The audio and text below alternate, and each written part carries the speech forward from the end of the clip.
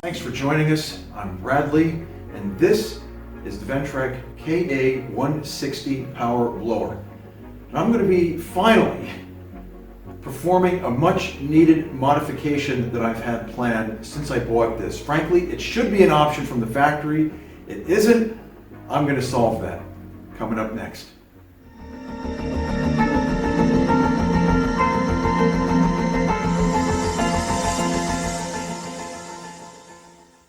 Now, when I bought my first Ventrac, there were a lot of options it didn't have. My 4200, I love her dearly. She's part of the family. But when I bought my 4500Z, I got every single hydraulic and electric option available. And when I buy an attachment, I buy every single option available for them as well. Like the snowblower. I got the electric actuator kit, and frankly, a similar actuator should have been an option for the power blower. Seriously, I don't like getting up out of my seat any more than is absolutely necessary. So every time I want to change this, I have to dismount, walk around to the front, change this, tighten it up, get back in the seat, turn the blower back on. Come on, Ventrac. Seriously. So what I've done is came up with some drawings for an idea of adding an electric actuator to this using the same electric auxiliary function that's available on the SDLA controls. Now, to perform this mod, there are a few items that we need. Most important thing would be a linear actuator. I did a lot of research on this particular one. This is made of all aluminum, and this is designed specifically for repositioning solar panels remotely. This is weatherproof, dustproof, waterproof. This is IP67 rated, and believe it or not, generates 340 pounds of force, because overkill is underrated. This thing is going to be awesome. You also need a 4-pole round electrical connector, cable management system. I have some wire here, which is 2-conductor with ground, that will connect the wire from the linear actuator to the electrical connector on the Ventrac, and some fastening hardware. And when selecting the actuator, I had to figure out how much travel there is between the uppermost and lowermost position, and it is just over 4 inches, about 4.5 inches. So my connector has a 100 millimeter or about a 4-inch stroke on that. So that way we're not able to accidentally overextend and break or bend something on this end. This will mount on here just about like that. And let's hook it up to our test battery. You understand the concept.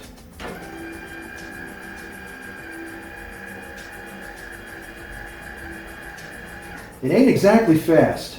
Now, I want to make sure that when this is all the way retracted, it's not going to be able to pull this too tightly. So we want to give it a little bit of wiggle room here so we don't bend anything. Mark our holes, drill them, and mount the hardware.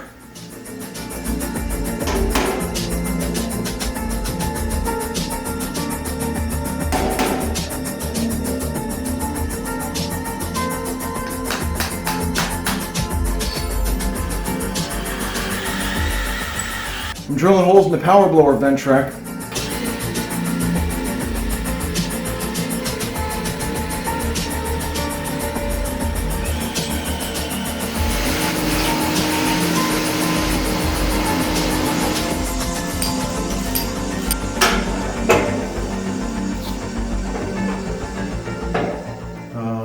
Now we have a clearance issue there.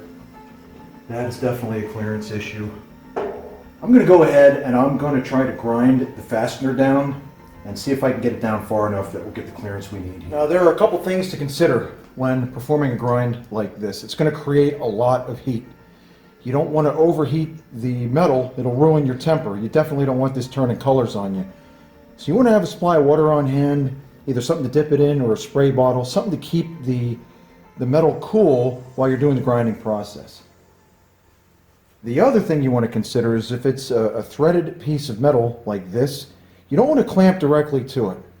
I've tried some thick leather rawhide already, and you could put a piece on both the sets of the jaws. That is okay, but the best thing to use, if you can, is to use a fastener.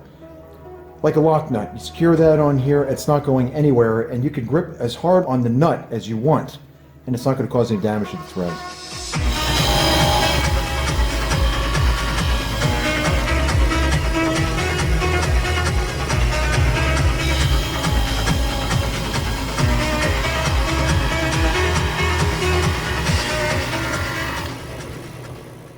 Now that we have both flanges mounted and ground the bolts for clearance, this moves beautifully.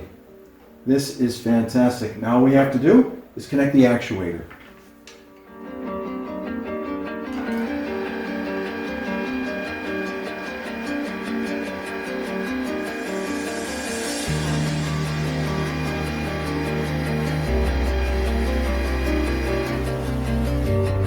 Well, it isn't fast, but it works, and it works great.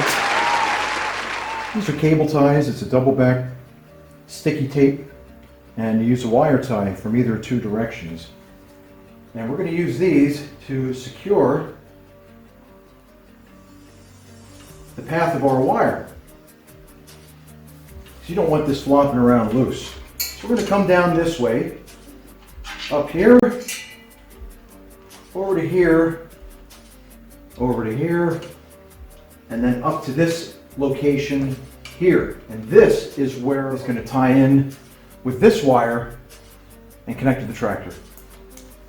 We're going to cinch these in, but we're not going to tighten it just yet. We want these a little bit loose so we can make the final adjustment on our wire, and then we'll tighten them up.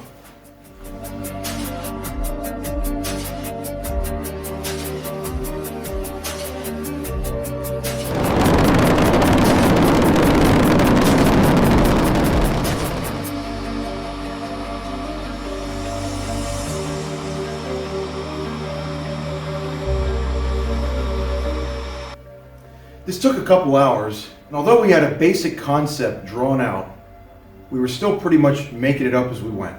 Let's hook it up, test it, and see what happens.